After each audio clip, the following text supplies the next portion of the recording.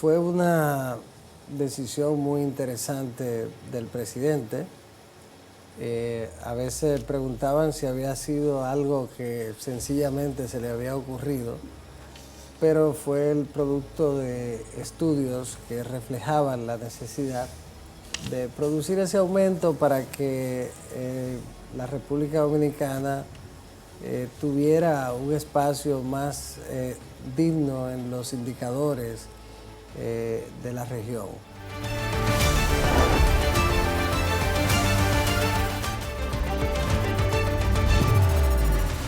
El Código de Trabajo Dominicano fue aprobado en un momento en el cual la economía y las realidades laborales eran distintas a las de hoy en día. Aprobado en 1992, cuando el país tenía otra estructura productiva, todavía los fenómenos de la MIPYME y la informalidad no tenían ni remotamente el alcance de esta era. Hoy en día la realidad es diferente.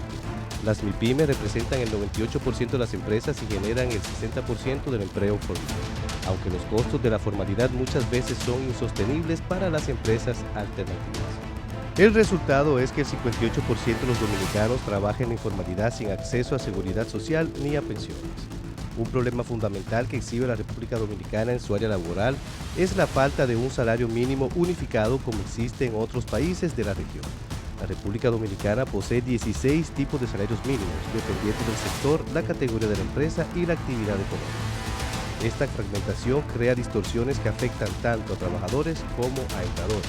Igualmente, otro factor que incide de manera directa a la hora de tomar una decisión de reforma de la normativa que rige los empleos en el país es la burocracia y el formalismo que muchas veces al único que perjudica es al empleado en momentos tan difíciles como cuando enfrenta una desvinculación. Por eso, hay que esperar que esta vez todos los actores llamados a mediar a la hora de establecer nuevas reglas en el sector laboral tomen en cuenta los verdaderos factores de interés de la fuerza productiva real de la República Dominicana, que son los que siempre salen maltratados a la hora de toda negociación relativas a mejorar o disminuir las condiciones laborales, es decir, a los empleados dominicanos. Damos la bienvenida a Eddie Olivares, el recién estrenado ministro de Trabajo. Muchas gracias por aceptar nuestra invitación. Para nosotros es un placer y un honor. Muchísimas gracias por la invitación. Él lo tenía muy pendiente porque al principio del programa recibí la invitación, entonces coincidió con compromisos que tenía fuera del país y no pude acudir a una de las primeras entregas del programa, pero contentísimo de estar aquí con nosotros ustedes. Más. Y los felicito por el excelente trabajo. Muchas gracias. Ministro, el sector sindical aspiraba a un 30% de aumento salarial. Los empresarios siempre por debajo habían propuesto un 10%, pero la pauta del señor presidente marcó la decisión en ese punto medio. Los empresarios, particularmente desde el CONEP, se dice que no estuvieron como muy contentosos con que el presidente interviniera con ese 20%. ¿Cómo lo ve el ministro? Fue una decisión muy interesante del presidente. A veces preguntaban si había sido algo que sencillamente se le había ocurrido, pero fue el producto de estudios que reflejaban la necesidad de producir ese aumento para que la República Dominicana tuviera un espacio más digno en los indicadores de la región.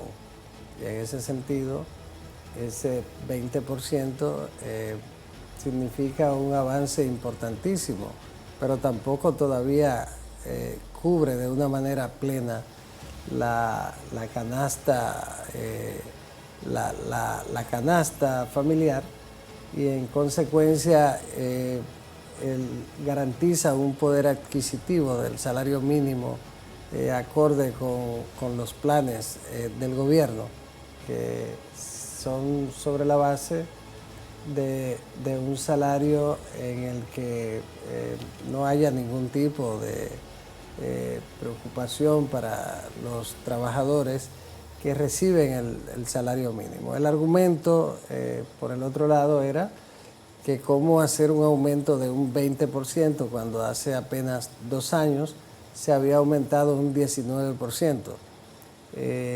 Y en una situación favorable de la economía, en la que la inflación acumulada era apenas de un 6.5 en los 2 años anteriores a este aumento. Y la inflación actual de un 3.3, 3.5. Por lo tanto, se planteaba que era un aumento excesivo desde el punto de vista de la inflación. Sin embargo, hay una deuda acumulada en ese sentido y si usted se detiene a esperar que la inflación sea alta para entonces hacer los aumentos, no se acercará nunca. Y lo cierto es que el costo de la vida va en progresión geométrica, sí, y los ingresos en progresión aritmética. Bueno, y de todas maneras, aunque no sea así, porque la inflación está bien controlada, estamos hablando de un rango por debajo de la meta, un rango de 3.3. Sin embargo, lo más importante es mejorar la fuerza del salario mínimo, el poder adquisitivo, y que por vía de consecuencia los trabajadores de la base, que son esos, por supuesto estamos hablando de los no sectorizados, y yo pienso que fue una jornada muy interesante.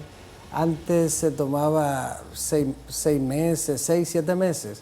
Ahora lo hicimos en 3 semanas. Es verdad. También es una muestra de la importancia de optimizar el tiempo. Y en ese sentido, ganaron los empresarios al final de cuentas, porque este aumento va a dinamizar la economía. Va a entrar en vigencia el día 1 de abril y luego sería ahí el 12% y luego el 8% a partir del día 1 de febrero. Del año Es próximo. decir, que estamos hablando de un aumento que va a ayudar a dinamizar la economía, y también hay que reconocer la madurez del liderazgo empresarial, sin lugar a dudas. Mucha gente no creía que iban a terminar garantizando el consenso en este aumento. Ay, pero después que el presidente habló, ¿usted cree que se hubieran atrevido a contradecir? A decir que no. Claro que sí. Pudieron ¿Usted haber cree? dicho, claro. Sin embargo, se percibe... es una democracia. Se percibe que fue consensuada la medida. Al final de cuentas, los empresarios. Okay. Es que ministro, fue consensuada. Ministro, 2 puntos. Me gustó eso que usted menciona de comparar la República Dominicana con la media de los otros países de la región y de toda América Latina, porque muchas veces nos exhiben las autoridades haciendo comparaciones con la economía de otros países y hablando de cómo la economía de nosotros presenta un mayor crecimiento. ¿Se equipara el crecimiento económico que ha presentado el país en los últimos años con el nivel del salario mínimo que se acaba de disponer con este aumento? Pregunta 1. Pregunta 2. En cuanto a lo que tiene que ver con la mano de obra haitiana en el país y la supervisión de las autoridades con respecto a las medidas de la Dirección General de Migración para garantizar la presencia de haitianos trabajando en el país de manera legal para evitar la ilegalidad. ¿Cómo va eso? Bueno, equipararse con el nivel de crecimiento de la economía y el hecho de que ciertamente es un referente en la región, no es así. Si usted, por ejemplo, trata de ubicar el lugar en el que está situado, por ejemplo, México, con una gran economía, y Brasil, se va a encontrar que está en los últimos lugares de la región. Pero en el caso nuestro, con el crecimiento sostenido que hemos tenido en los últimos 40 años, sin lugar a dudas que los salarios deberían ser mejores, deberían tener un más alto poder adquisitivo. Sin embargo, en las economías no siempre el salario crece conjuntamente con la economía, y esa es la realidad. Pero cada país tiene que tratar de mejorar los salarios, y en un tiempo en el que estamos propugnando por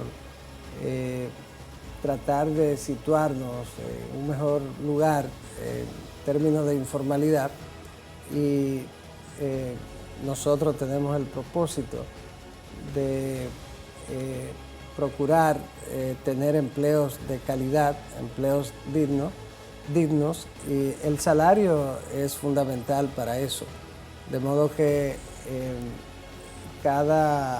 este aumento fue muy significativo para situarnos en un mejor lugar en los indicadores de la región.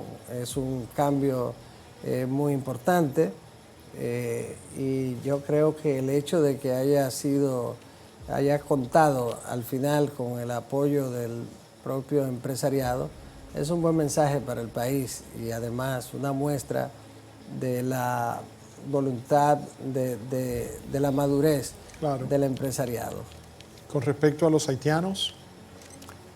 Bueno, el tema relativo a identificar a los trabajadores de origen haitiano es un tema que se ha debatido o se ha planteado hace mucho tiempo, y tiene que ver mucho también con la misma seguridad nacional, más allá del tema exclusivamente laboral. Estamos en un proceso de estudio de soluciones con la Dirección General de Migración. En la primera semana que asumimos el ministerio, estuvimos reunidos con el director de Migración y un equipo técnico de esa dirección, conjuntamente con un equipo del Ministerio de Trabajo, y ya empezamos a buscar, a explorar una solución. Por supuesto que tratándose de un tema tan delicado, tenemos que hacerlo dentro de un marco de prudencia, y de que sea una solución que tenga de alguna manera la aceptación de la mayoría de los dominicanos. ¿Y el cumplimiento de la resolución 80-20? Es decir, que solo el 20% de la plantilla sea extranjera, porque eso no se cumple hoy día. Bueno, hay una tarea ahí. La ley lo manda. Yo pienso que al final de cuentas el gobierno es un gobierno de la ley. La ley debe gobernar. Por supuesto, yo no creo en leyes que son letras muertas. Y en el país tenemos muchas leyes así, que se hacen y luego entonces no se cumplen. Nunca se le da concreción, pero se ven muy bonitas en el texto, y sin embargo no llega a dársele concreción. En este caso yo entiendo que hay que cumplirla, y si no se puede cumplir hay que adaptarla a la realidad. Precisamente los salarios tienen mucho que ver con el tema. Hay sectores importantes de la economía que pagan muy poco, y los dominicanos no se ven motivados a trabajar por salarios muy bajos, y todo esto tiene que ver. Y hay también hay que el 80-20, si usted lo aplica de una manera general, entonces hay lugares, hay tipo de actividades empresariales en la que se hace mucho más complicado en razón de la naturaleza de esas actividades. ¿Cómo no? Podríamos poner ejemplos, pero hay espacios en los que se le hace difícil el cumplimiento estricto del 80-20, de modo que todo este tema hay que tratarlo con el cuidado que requiere, pero hay que cumplirlo. Sin embargo, porque no se sabe, nunca hemos visto, por lo menos yo personalmente nunca he visto que el Ministerio de Trabajo haya nunca sancionado o llamado la atención o vigilado de cerca a ninguna empresa por no cumplir el 80-20, sobre todo en los sectores donde hay una mayor presencia de mano de obra haitiana, como la construcción, la agricultura. Sí, tiene que crearse, ¿no? Y no solo ahí, hay muchos en otras industrias, no es solo ahí. Entonces, de lo que se trata es de que el ministerio ciertamente tiene que procurar que se cumpla. Ahora, esa es una tarea que requiere de una fiscalización efectiva, que lamentablemente en este momento se hace necesario que se solidifique la inspectoría, que debería tener 400 inspectores, y tiene 113. Ahí hay una limitación, me imagino, en cuanto al presupuesto. Esa es la limitación principal, pero no solo para el 80-20. Para todo, en sentido general, para la inspección general del ministerio. Usted tiene ahí una gran oportunidad, comience a pedir por esa boca. Ministro, hablemos de la reforma al Código Laboral. Los empresarios están empecinados en que se elimine la cesantía. Aclaramos, no ya el derecho adquirido de quienes están, sino lo proponen para nuevas contrataciones. Claro. ¿Cómo lo ve usted? Bueno, la cesantía es una cultura, vamos a decirle laboral. Cuando algo se convierte en cultura, usted tiene que... la costumbre hace ley. Sí, entonces para usted desmontarla, tiene por supuesto que trazar una estrategia en la que debe primar primero la confianza.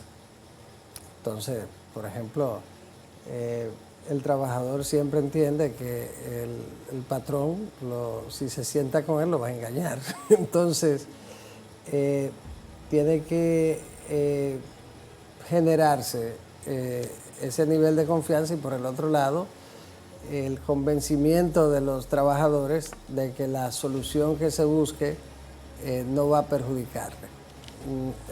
Renunciar a lo que se considera una conquista es bien difícil. Claro. Entonces, yo creo que es una tarea que debe realizarse y que tiene que tener una solución que sea favorable para los trabajadores, y es un proceso. ¿Podrá encontrarse un punto medio?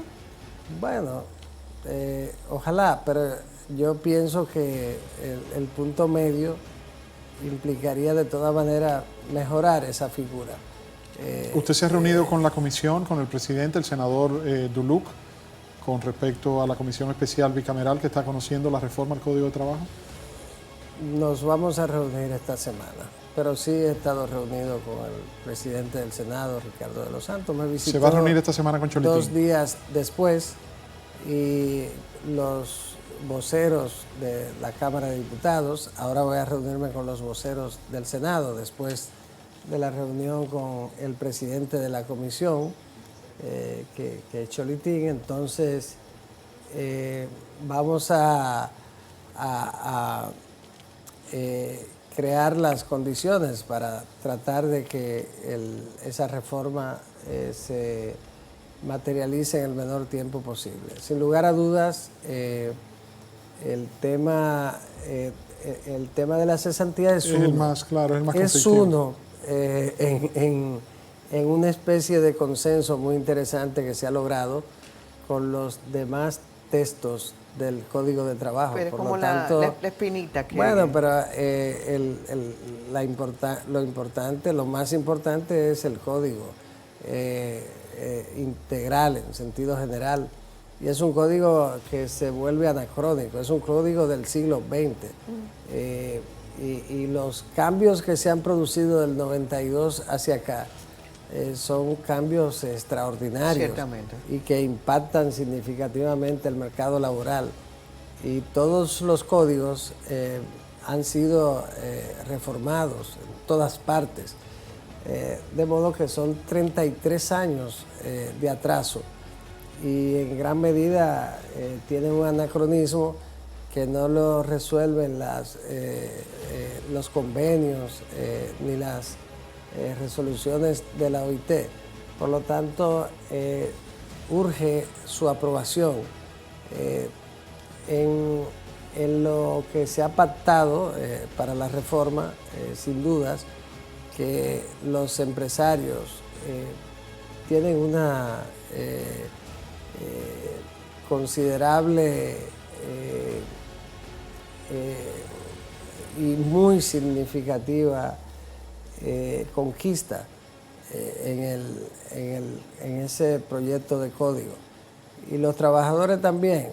De modo que es un código que no presenta ningún tipo de dificultad. O sea, usted entiende que todos los puntos que fueron consensuados van a ser aprobados en el Congreso. Todos los puntos que ya fueron consensuados. Que sí. ¿Y el de la cesantía entiende que se va a mantener al margen o entiende que se va a introducir para discutirse y que... Bueno, yo no quisiera adelantar lo de la cesantía. Okay. Yo prefiero esperar el desarrollo de las conversaciones, que por supuesto siempre estaremos abiertos a desarrollar con las partes en ese sentido, porque no se trata solo de los empresarios, son también los trabajadores. Claro. Y en ese sentido hay que buscar una solución, pero lo más importante es que ese código no puede esperar, porque el país se mantiene en un atraso significativo y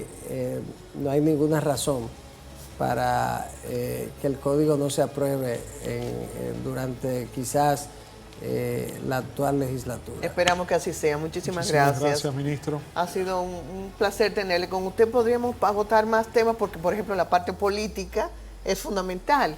Pero eso quiere decir que usted va en algún momento a aceptar otra invitación nuestra. Sí, con muchísimo gusto. Muchísimas gracias, doctor Eddie Olivares, ministro de Trabajo. Muchísimas gracias por compartir su mirada aquí en nuestro programa.